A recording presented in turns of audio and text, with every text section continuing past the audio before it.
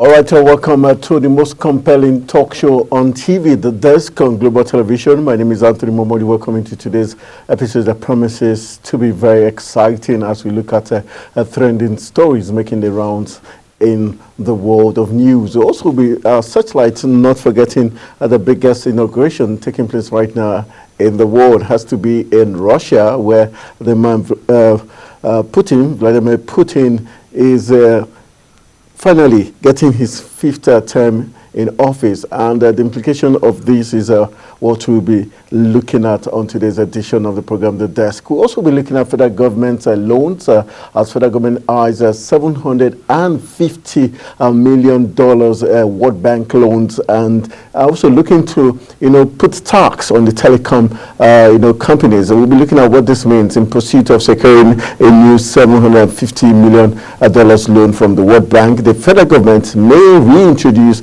the previously suspended telecom tax and other physical measures.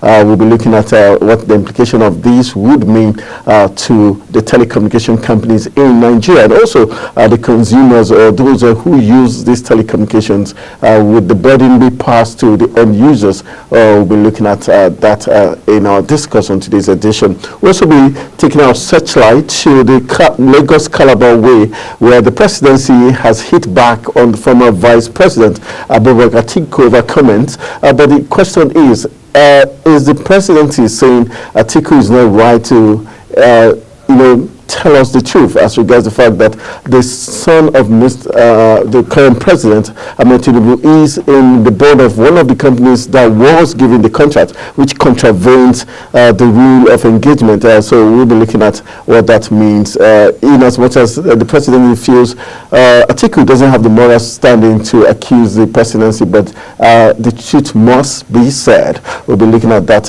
talking point in the course of the program. We'll also be putting our searchlight to other areas of national interest, where the U.S. trip of Nigeria's vice president, talking about Kashim Shettima, was aborted due to the fact that the jet, which was carrying the number 2 man of the country, developed fault mid-air. That's very disturbing. We'll be looking at what this would have meant if things had gone south for Nigeria's second man in power. So the aviation sector, once again, is in the light for not so good reasons. So we'll be looking at that, and also the fact that talking security. France has come talking.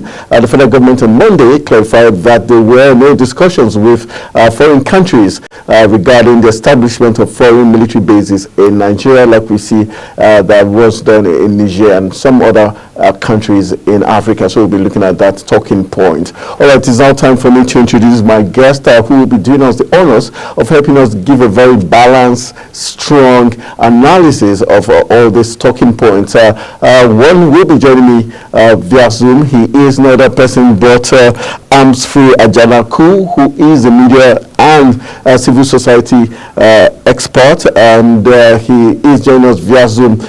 I want to say welcome, Ajanaku. Thanks for joining us on the program, The Desk. Ajanaku, are you there? Amsfri Ajanaku, are you there?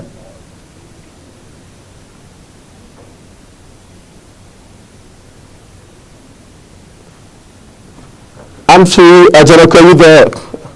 All right, hopefully he's going to be joining us in the course of the program. Also, we'll be expecting Frank Stephen Uzo, who is a legislative head, also will be joining us via Zoom to lend his voice to this very interesting discussion we'll be having. And of course, I've got my colleague in the studio joining me live.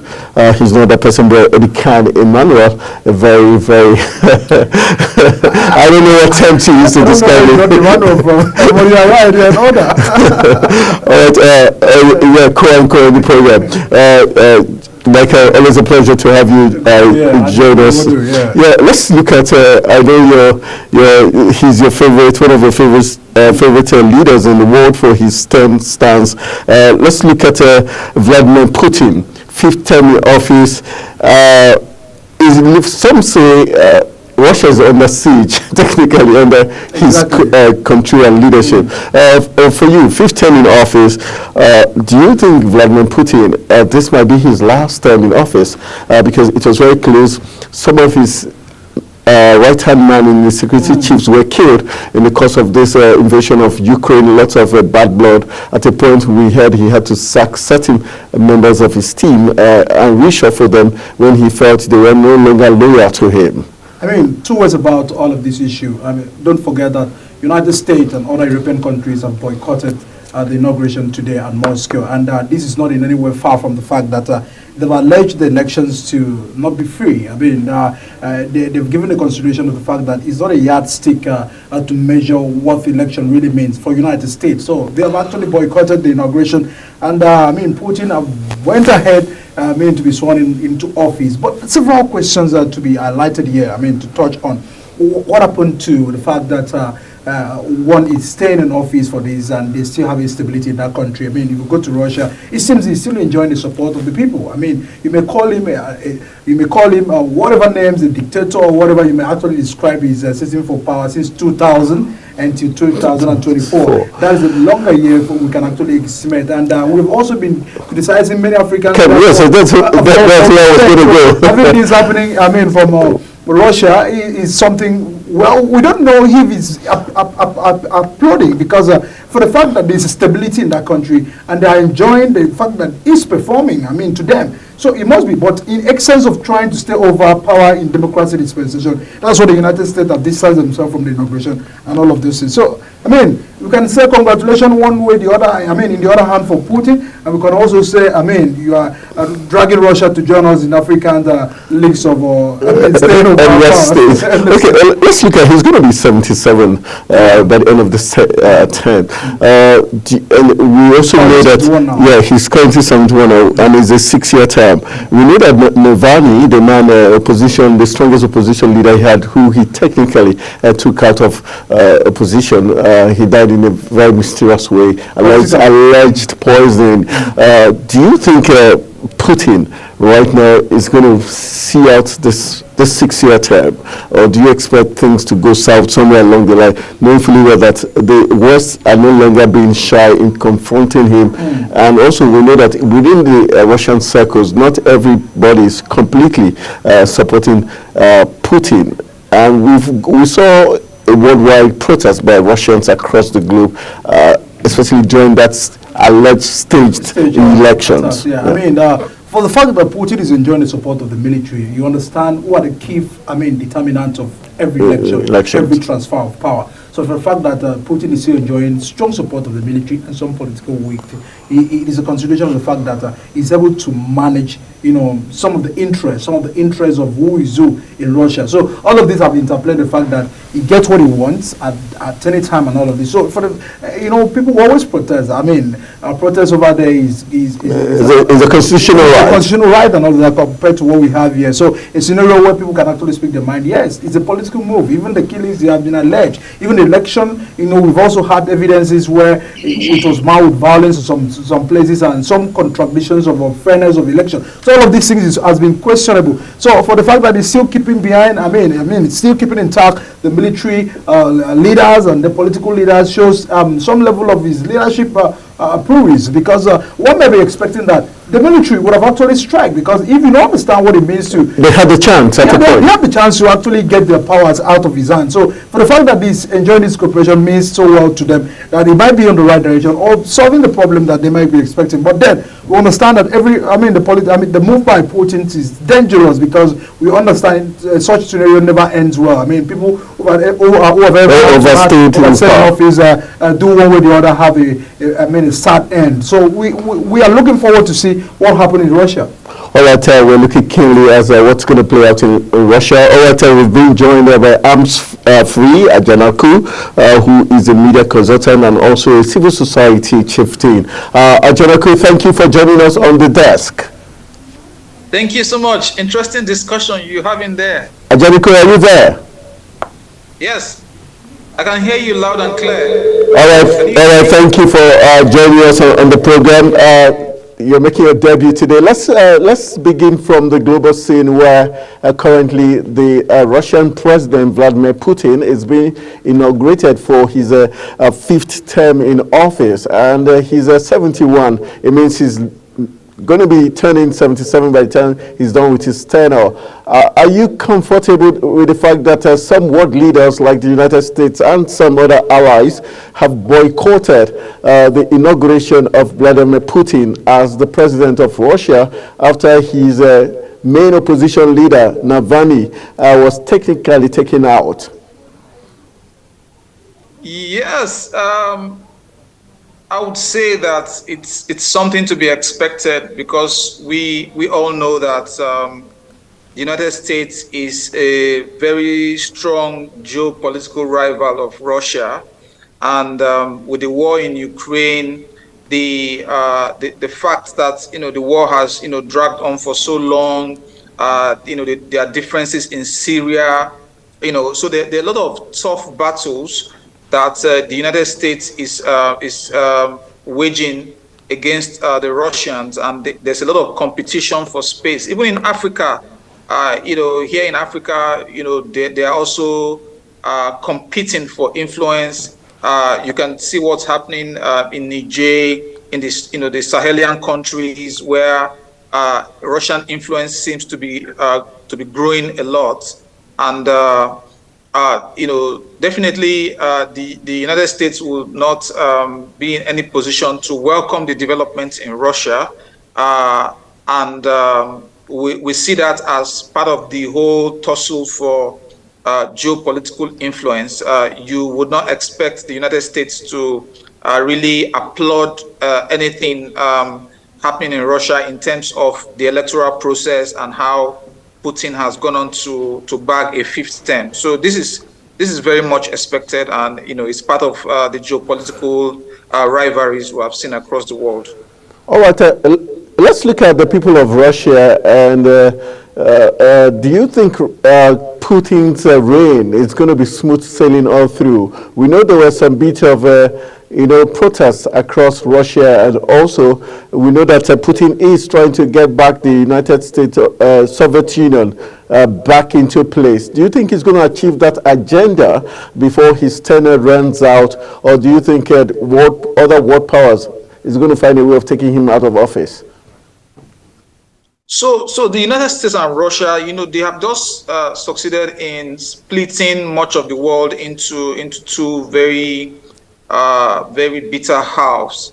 And looking at it from the perspective of the Russian people, you would want to argue that if a rebellion like the one you had with Prigozhin, the Prigozhin factor was seriously put down the way it was, that was the first real challenge to Putin's authority in Russia, where the Prigozhin mercenaries were at some point marching through big Russian cities and practically taking over military bases, and they were really threatening the authority of Putin. And Putin was able to find a way to quell that challenge to his authority. And so the election this time around is more or less Putin consolidating on his power after, of course, we saw how Prigozhin, died, in a helicopter crash, and he was taken practically out of the scene. And so you would imagine that Putin is consolidating his grip seriously, and even some of the challenge that you have seen to his authority, maybe in the form of protests, you can also see that those protests were really smashed, and there is really no critical mass of the Russian people coming out to demand a change. So in that sense, we can take it that he's fully in charge, and he will be in a position to push through his agenda. And this has implications. It has serious implications for international politics, international relations, because this major counter poise and counterweight to the American hegemony. So you are talking about two hegemons here slugging it out for global influence. So whether you talk about at the United Nations, at the UN General Assembly, at the Security Council, we will always see that tough war between the Americans and the Russians happening. But for countries like Nigeria, I think it's also very significant to say that we must insist on maintaining our posture of non-alignment in the face of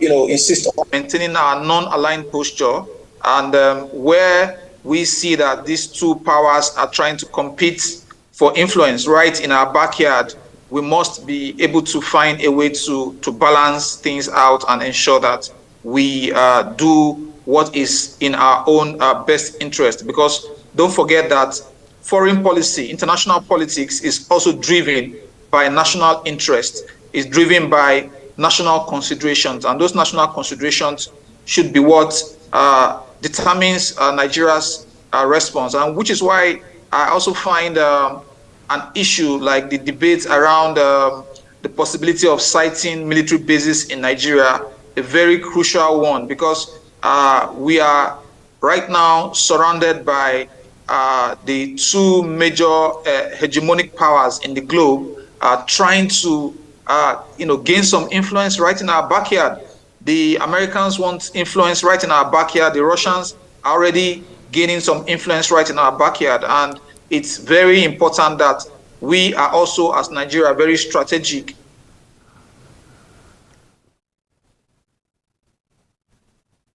All right. Our strategy are balanced and not play into the hands of any of the hegemons. All right, thank you for that quick salvo on the opening talking point as regards Putin's inaugurations and the global implications. Let's move into a national discourse talking about the federal government loans in pursuit of securing a new $750 million loan from the World Bank. The federal government may reintroduce previously suspended telecom tax and other fiscal measures.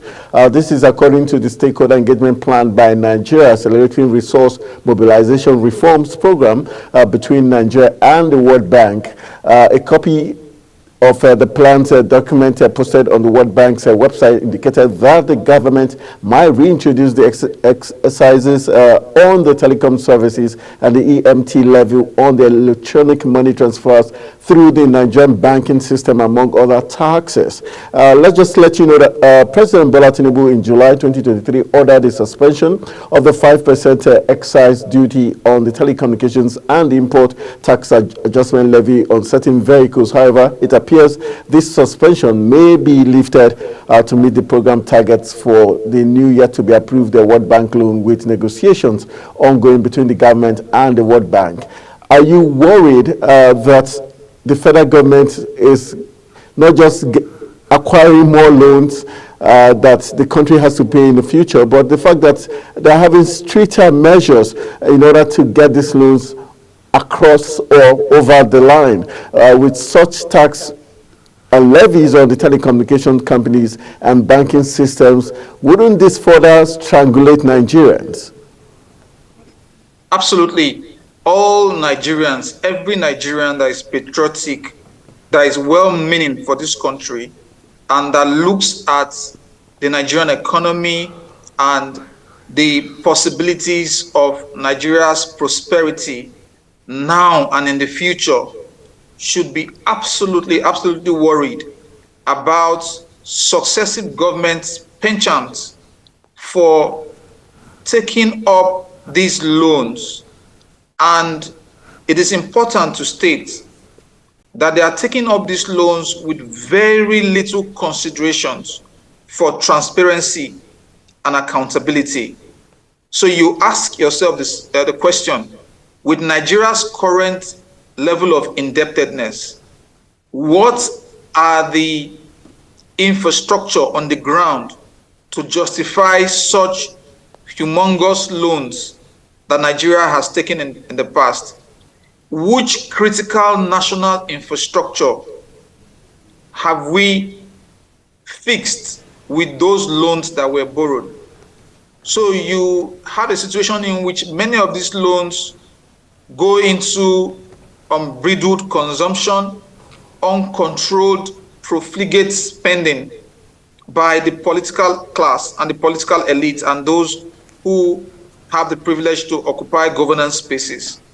So if the bottom line issue of transparency of these loans, the fact that the Nigerian people cannot sit down to make a decision to say this is what specifically this loan will be used for, and it's just a matter of government officials signing away the future of the country, then we have every cause to be worried, and we have every cause to advocate and engage the authorities to ensure that no further loans are taken without critical engagements with key segments of the Nigerian population, wherein the people can sit down with the officials of government, with the Debt Management Office, with the Ministry of Finance, and ask what specific projects are these loans being are taken for,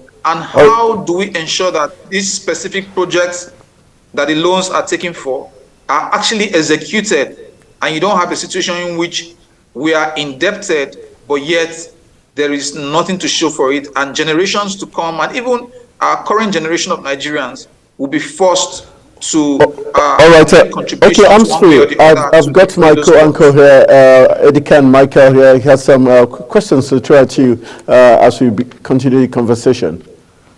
All right, good to have you, Humphrey. I mean, let's take a look at the fact that it seems this government is in a hurry for taxing the citizens. You understand that taxation is an investment. You first have to invest on the people before you start getting a lot of taxes. You've seen issues of electricity tariff, you've seen issues of move down by telecoms and all of that. Do you feel that the government must understand that there's a need to first invest in the Nigerians, because over 90 millions of Nigerians are not doing anything out of the many millions, of over 200 million population that we have. So do you feel that the government must understand that, yes, we understand that we must clear our loans, but there's a need before you start taxing the people of investing on them so that they can in return give you back on the taxation? Absolutely, absolutely. I agree with this position that the government should not tax the poverty of the people. The government should actually engender a situation of wealth creation. It is the wealth of the people you should be taxing. You should not be taxing the lifeblood, a people already struggling with a high level of poverty. I mean, last year we saw what the National Bureau of Statistics put out there, how 163 million Nigerians live below the poverty line. Are those the people you want to tax?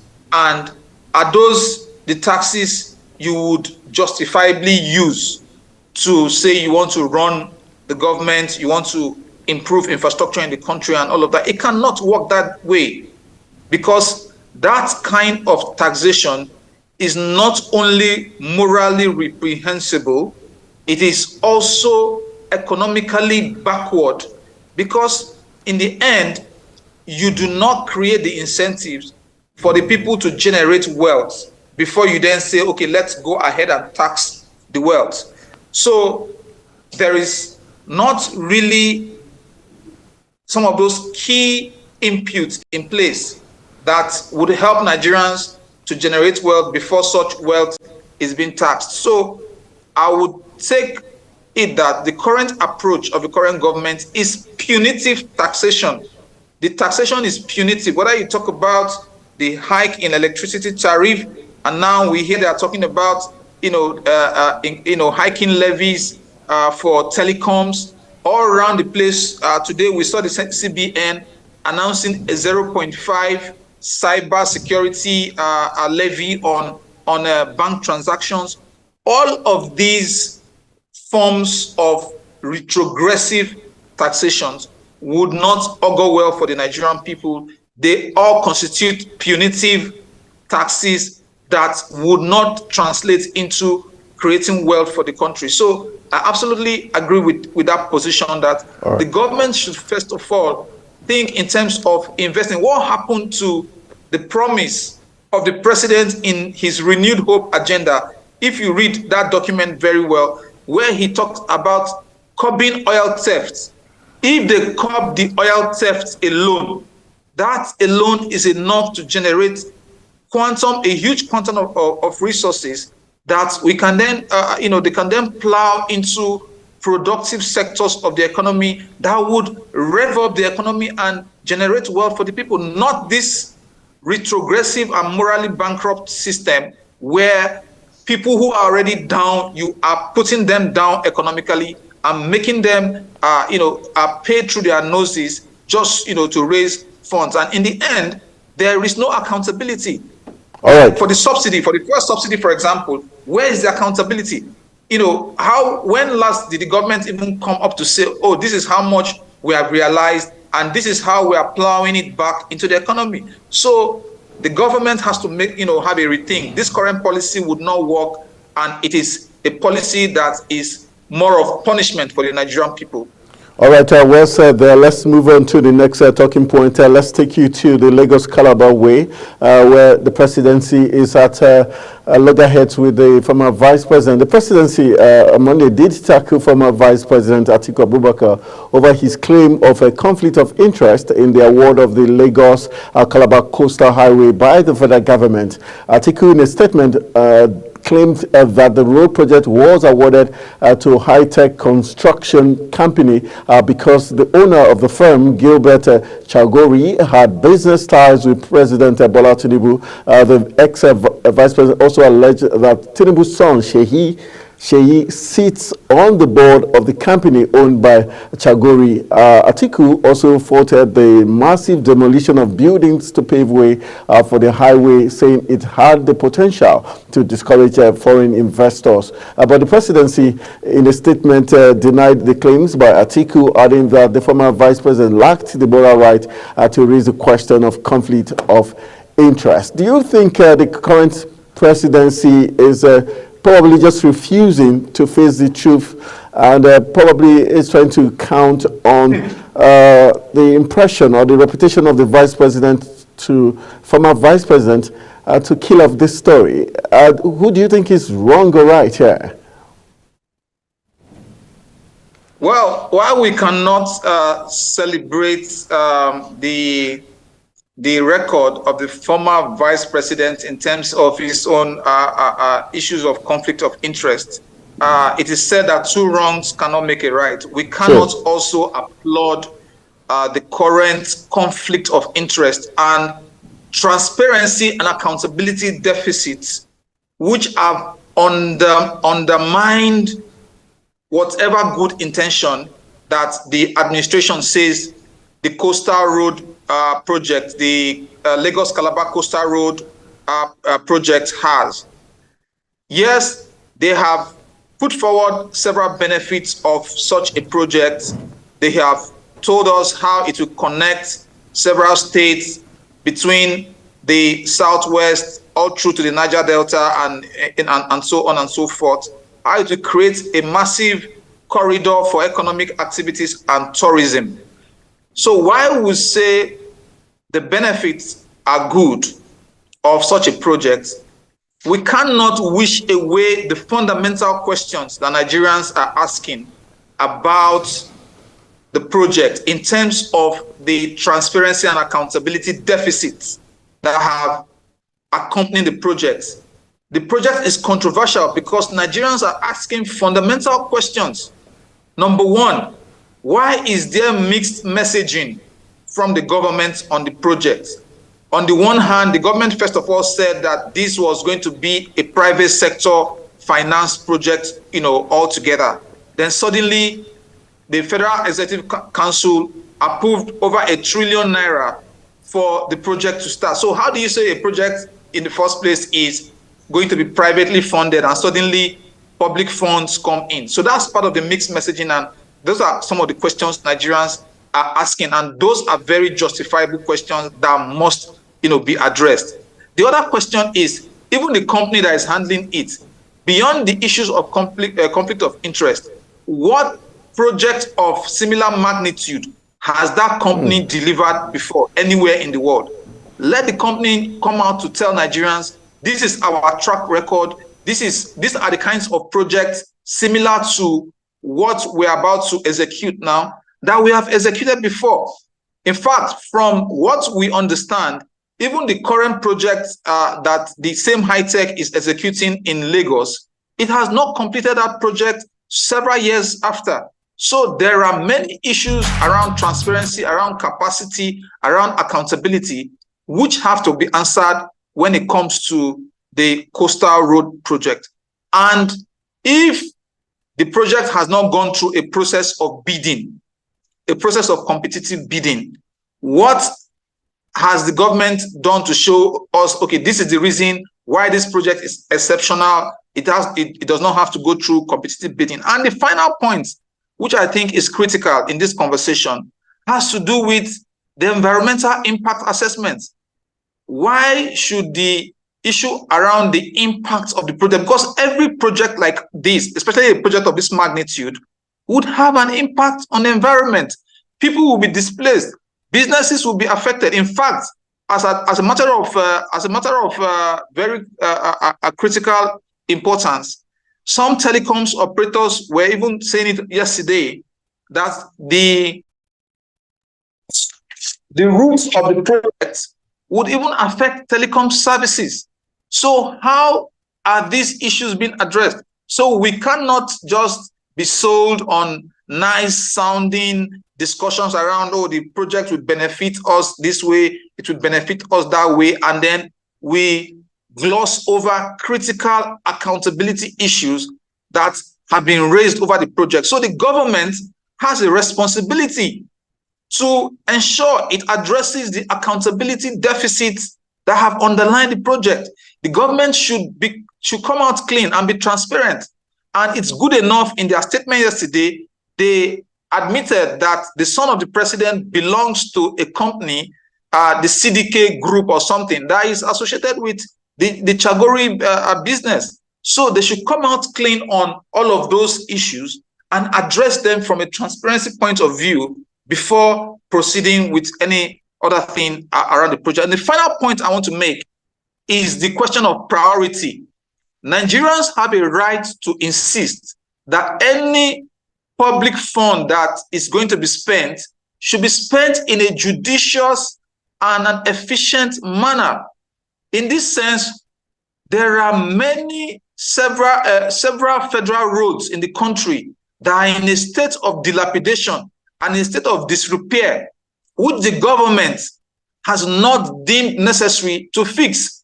So why would you leave those other critical roads in the country which are in a state of disrepair, and you don't jump, all of a sudden and start a new project which is going to cost the country, or which is going to cost 15 trillion. That's one of the highest spending infrastructure projects Nigeria is going to be executing. So while the benefit may be good in the long run, it doesn't mean that we should gloss over the issues of transparency and accountability which have been raised with respect to this project.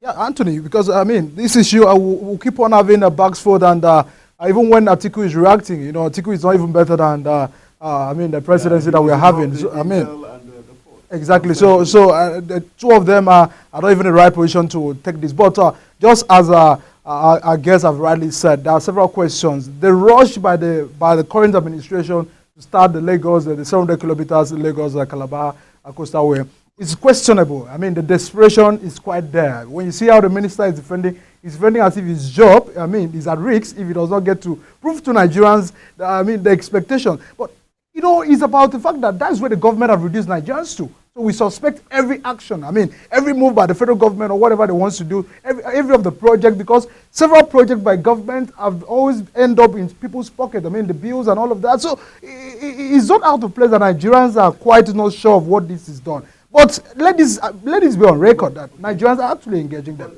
But are you worried that the federal government, rather than show sincerity, like Amsri has said, sincerity and transparency of purpose. They are rather calling out the former vice president scenes with Intel and the concession of ports.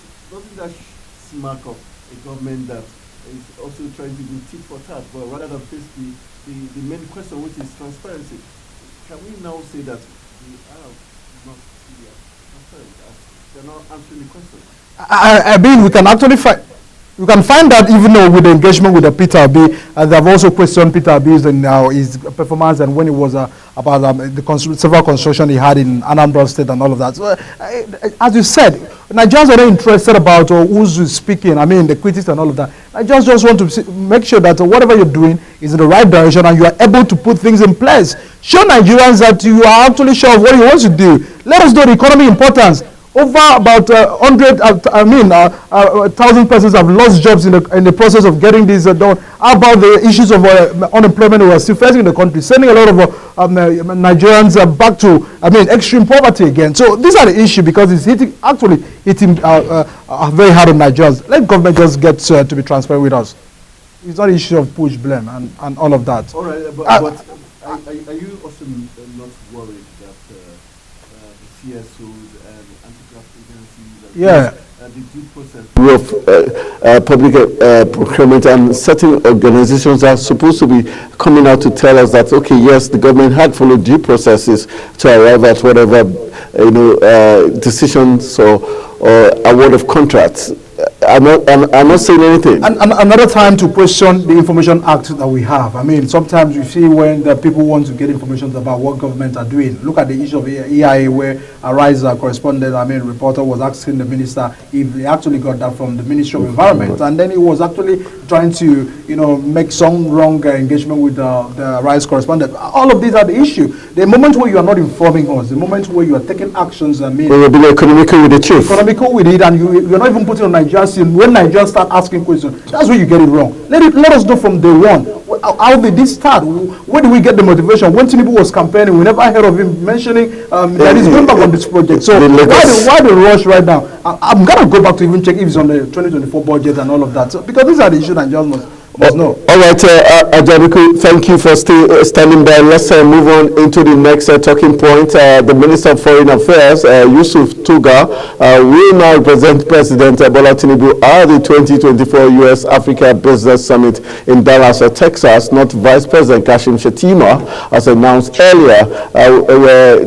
Told that the Vice President Shettima, who was originally scheduled to represent the President, was unable to make the trip following a technical fault with his aircraft, forcing him to make a detour on the advice of the Presidential Air Fleet. The Presidency revealed in a statement. The statement titled Minister of Foreign Affairs to now represent the President.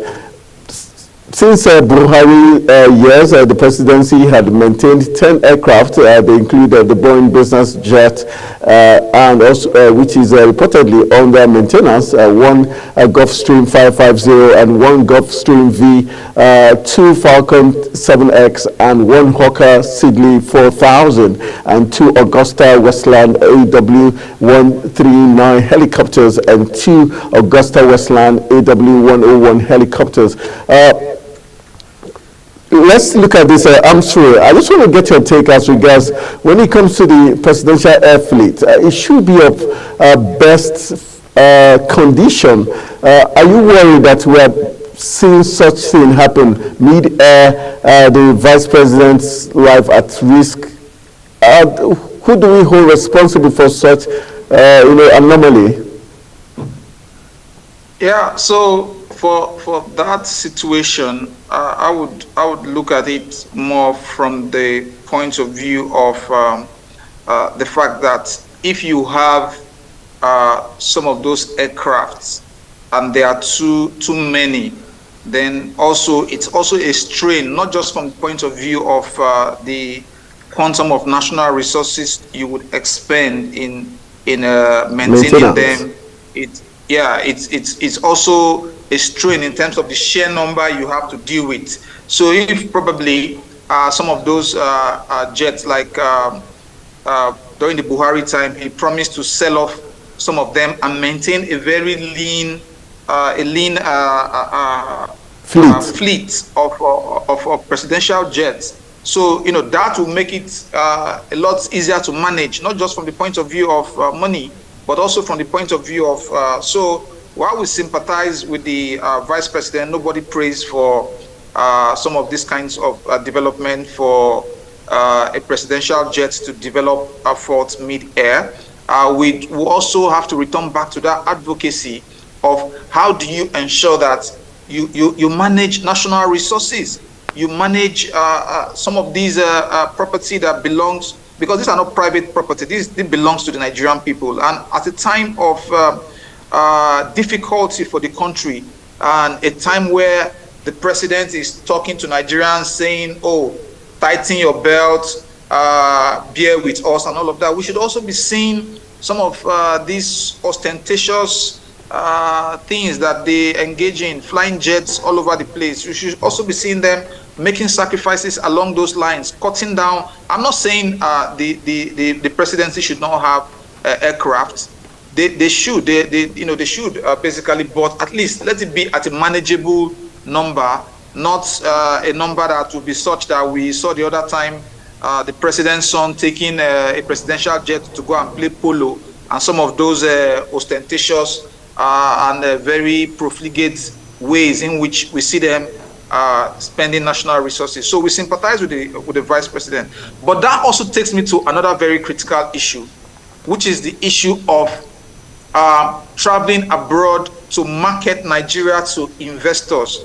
And we can see that the vice president, Kashim Shettima, has kind of proved himself in that respect, in terms of how he has been able to go out there, speak eloquently about Nigeria, speak eloquently about the possibilities in Nigeria, speak eloquently about the economic opportunities in Nigeria. We saw him at the World Economic Forum in Davos, in Switzerland, where he gave a very good account of himself and really tried to project Nigeria in a very positive light, because even as an analyst, I want to see Nigeria projected in that light.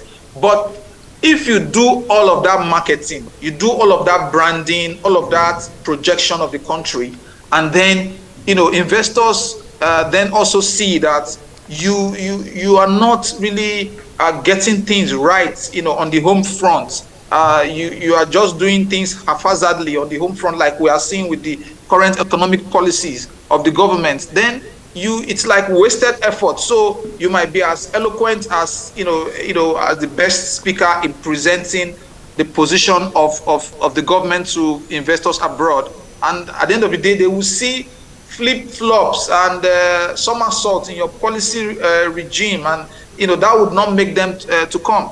For example, if you read that statement the presidency issued yesterday closely, one of the lines from that statement that got me wondering was the position they put forward, that they've attracted $20 billion to the Nigerian economy.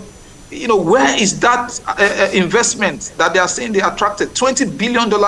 You know what $20 billion is?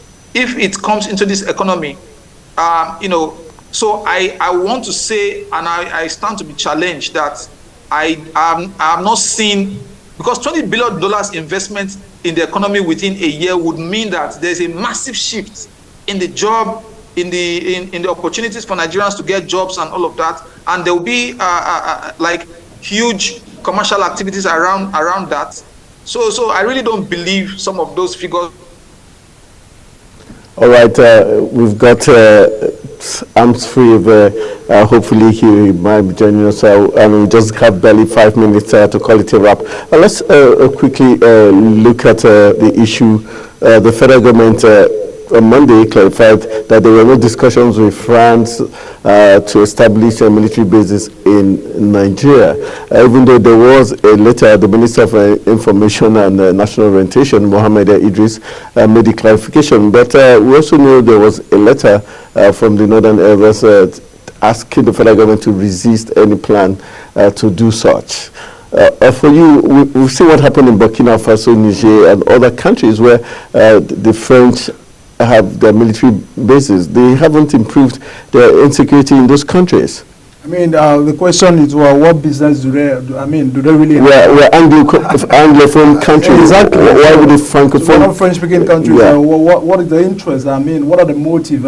It's not something that Nigeria's government must even be, consider, because it is another form of trying to, create what will actually have a ripple effect in the next 10 years to come in the country, because one may not be able to manage some of the interests that may actually come behind all of this, because sometimes you understand that, that like when they give you one, it takes three. It takes so much, so we're not even ready for that move. All right, that's how much time is going to allow us to take on today's edition of the program, The Desk. I want to say a big thank you to the Michael, who joined me in the live studios for his amazing and energetic analysis of all the talking points we looked at from Russia down to Nigeria. And also not forgetting Amsfree Ajanaku, who made his debut on the program today. Amazing analysis, Ajanaku. I want to say thank you for joining us on the most compelling talk show on TV, The Desk on Global Television. My name is Anthony Momodi saying thank you for joining me. Let's do this again tomorrow.